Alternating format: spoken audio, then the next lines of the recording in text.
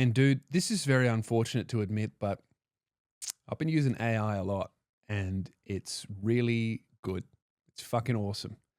It has, so I'm not a coder. Okay. I don't use AI art. I don't use AI to edit my videos or anything like that. But I'm not a coder. And I spun up Claude Code because everyone was like, Claude Code's made. And I didn't realize, like, obviously you can do this, but I didn't realize that if you're a coder, you can just make a program that runs on your machine that does what you want it to do. The same as if you're a carpenter, you can make a table that's the perfect height for you. You know what I mean? Like, I just didn't really realize that you could do that stuff because I don't have those skills and I got zero interest in learning those skills. So it's not even a thing that I considered. But then I had like this fucking coding robot. So I just type into, hey, Claude. Because when I finish my shows, dude, I have like 80 gigabytes of footage from multiple camera sources, multiple audio feeds. I'm catching the mic feed, microphones on the audience, cameras on me, cameras on the audience. And it's such a big mess. And the last thing I want to do when I get home is rename footage, sit there for an hour while it all dumps into my NAS, then sync it all up and get it into a timeline and all this kind of stuff that makes it possible for me to edit a clip. So what I end up doing is I just leave it on the camera, and then I might dump half of it the next day, and then I'm just exhausted. I got to go to the show the next night. I don't make any clips, right? I got Claude to write a program that when I run it, all I have to do now is I plug in my SD cards and then I double click the fucking program that I've written and it rips all the footage off, automatically detects it, automatically renames it with the date of the show, and then dumps it all in my NAS system. That takes 40 minutes. It does it. I'm not even touching the computer. It does that. Then it creates a transcript, right? And identifies and timestamps every time I talk to the audience, and then creates a timeline in my video editing software that opens up. Everything's fully synced, and it's got little markers of here's when you talk to the crowd, here's where you went when you went away from material. So when I'm like completely fried the next morning and I vaguely remember, oh, what was that? When I know that I told a joke with that guy that wanted to join the ADF. When did that happen? I don't have to scrub through it and try and find it. Was it at 20 minutes? Was it at 30 minutes? I just open up my timeline and there's a little marker and it's like comedian talks to guy in ADF, and I find it and then I edit the clip myself. But this program that fucking Claude Code has written for me for like $20 a month has saved me hours and hours and hours of editing time, ingesting time. That has made my life so much easier. And it's a program that just sits on my fucking computer that I don't even, it's not, the program that runs is not AI. So I can cancel my AI subscription and the fucking program runs. And it's just like, dude,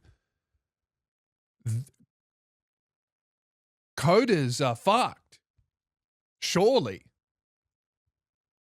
Entry-level coders are just fucked. Because I've done that. I did that with typing. I don't know how it works. I don't know. I wouldn't know how to build that myself. I don't know what program it is. I have no idea how or why it works. All I know is that it does. And when I ran it and it had a few issues, I just typed in my thing, oh, when I do this, this happens. And it goes, okay, I'm going to recode it and fix it. And it just works. And now I've got it to write a program to run through my entire NAS because I've got years of footage that isn't synced, that isn't named correctly and all this kind of stuff. It's just writing a program that's going to do it. Now that is like weeks of work. It went through my whole NAS and it was like, yeah, I see you have 161 shows filmed, all in a disorganized state. I'll just clean that up for you and create timelines and identify crowd work in 161 shows. That, I mean, going through one show, like an hour and a half, 2 hour long show, And finding every single crowd work moment for me would take minimum 3-4 hours per show. Does it overnight. So, dude, this AI shit is, I think any AI art is slop, and I don't think that it will ever be able to replicate or compete with the humans expressing a lived experience. But, dude, all of this computer work, all of this menial data entry, any sort of SEO, research, data collation, DNA sequencing, like anything like that, AI just does a better, either already does a better job or will and should. Like, yeah, as a fucking human being and an artist should not be sitting there transferring footage over and renaming files. That is a waste of my life. And like, that's what a robot should be doing. It's that's the first time, other than when, that's the second huge impact on my business that AI's had, other than automatic subtitling. When that came in, that saved me hours and hours and hours.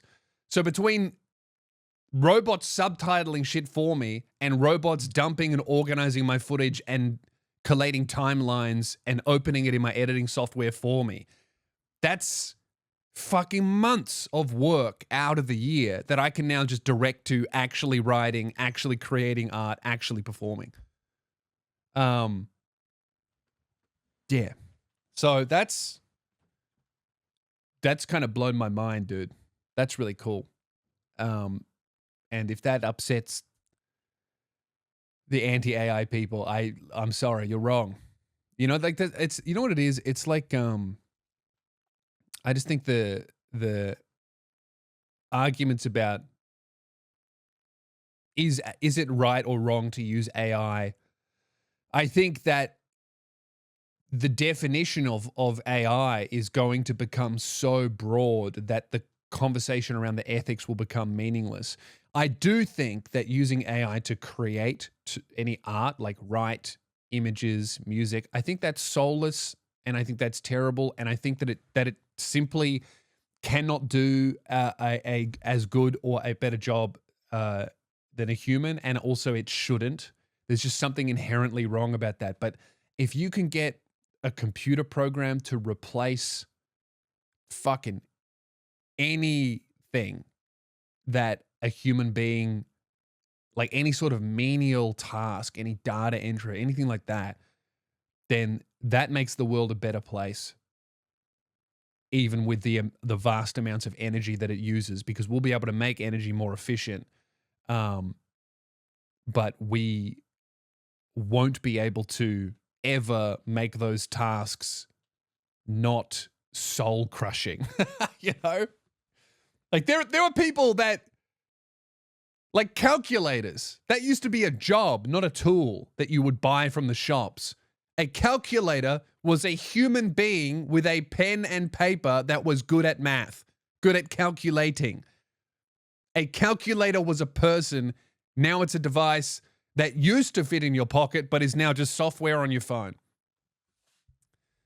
So, like, when people are constantly railing against AI in general, it's just like, dude, you're kind of against the calculator.